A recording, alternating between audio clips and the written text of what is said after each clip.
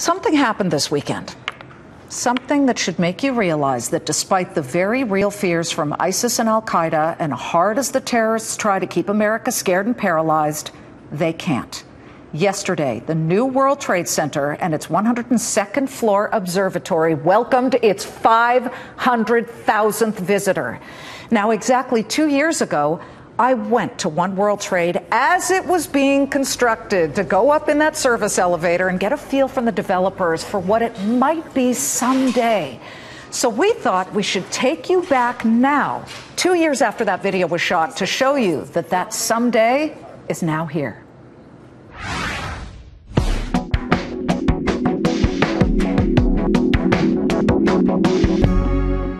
It's a little hard to envision, but this is what will become the lobby of One World Trade Center. And here we are again, but this time it's not a service elevator, it's an elevator all the way to the top. We're joined by Scott Reckler. He is, of course, the Vice Chair of the Port Authority and the CEO of RXR Realty. Great to see you 2 years later. Great to have you back. Oh, it's great. So we're going to go up in the fastest elevator in the world. I have to pop my ears. Welcome to One World Observatory. So Liz, now we're on the 102nd floor. Okay, we're here. Here we are. Okay. One World Observatory. Okay. The last time we were here, this was just a construction site. Here we are in the observatory 2 years later. What is this like for you, Scott? It's one of the most gratifying, I guess, validating experience. You know, we always say you will build it and people will come. Mm-hmm. And Legends built this observatory, opened it up in the end of May, and since it had 10,000 people per day, almost 500,000 people now this week. And like the Empire State Building, which makes a ton of revenue by letting people go to the top and see this incredible view, you had projections of making $850 million over 15 years for the Port Authority from just this experience. You trending along those lines? We're actually right now pacing ahead of that. They've made this something that's a must-come place for anyone that's coming to New York. And after the first big anchor tenant arrived, Condé Nast, the magazine and media giant, others are now starting to follow. We just actually recently was announced that Moody's might be coming to the building. And that's your first high finance organization. That would be the first high finance. But this, you know, the World Trade Center development site has really become a magnet for media and technology companies. From Group M, across the street, Time Inc. has come.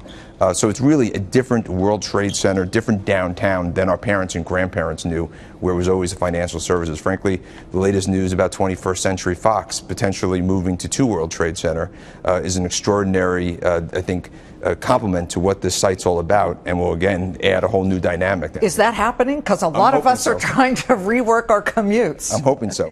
The former World Trade Center towers. I know it's a sensitive subject, but have any former tenants come back to this building or any of the others around here? Yes, and as a matter of fact, the Port Authority just came back to 4 World Trade Center earlier this year. And, you know, the response from the team at the Port Authority was uplifting. It was motivating to them. It gave them this sense of relief that we lived through this horrific event and we came back to something that was so inspiring. You're looking at the ceiling filled with these architectural ribs, as they call them, and this is the transportation hub.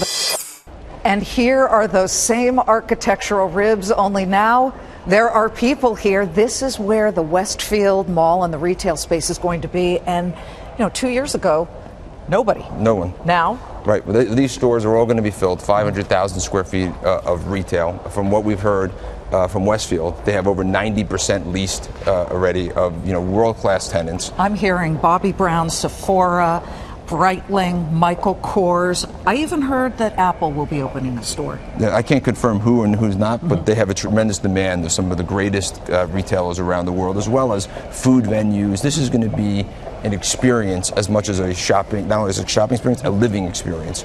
And look at all the people coming through here. When you and I were here, Liz, the last time, we were just the two of us down here. It was cavernous. It was a complete construction zone. And to me, to look at this, it really represents the spirit of American real estate and entrepreneurial thought and belief in it oneself. Right. Well, listen, like so much of this site, we said we were going to do it. It was hard. There's a lot of controversy, but ultimately we got it done. Has it, in retrospect, been worth the battle? Oh, absolutely. The final product speaks for it all, right? This is, as I said, the rebirth of Lower Manhattan, and by battling through those challenges, this is now that foundation of that rebirth. So 2 years ago, we promised we would come back and do that update, and that's what we decided to do.